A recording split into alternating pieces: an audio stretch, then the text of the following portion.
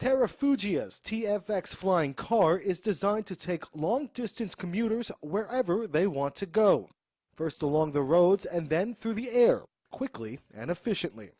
Assuming the concept gets off the ground, the TFX will have a range of 500 miles and a cruising speed of 200 miles per hour, and the vehicle's operators won't require a pilot's license. The TFX will take off, fly, and land autonomously. Terrafugia is already testing a flying car prototype called the Transition.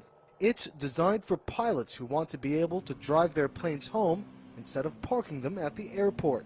But CEO Carl Dietrich says the TFX is different. It's a flying car for the masses.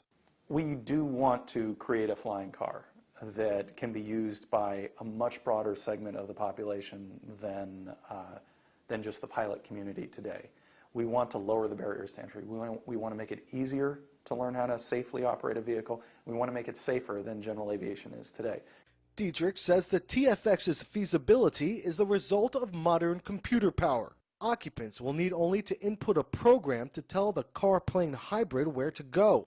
Dietrich points out that most planes already have sophisticated autopilot programs. These vehicles that need to be able to basically fly themselves need to know where every other aircraft is in the airspace.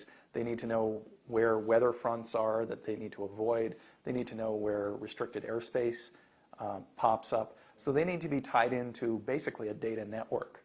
Dietrich says that the FAA has been making great strides in recent years towards developing that network, and he is confident a system will be up and running when the TFX is ready to take to the skies.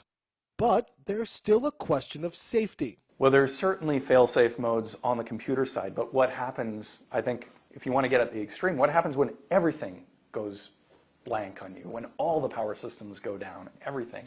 Well, in that situation, basically, the operator still does need to be trained to do one thing: pull a handle. And that handle actually deploys a parachute.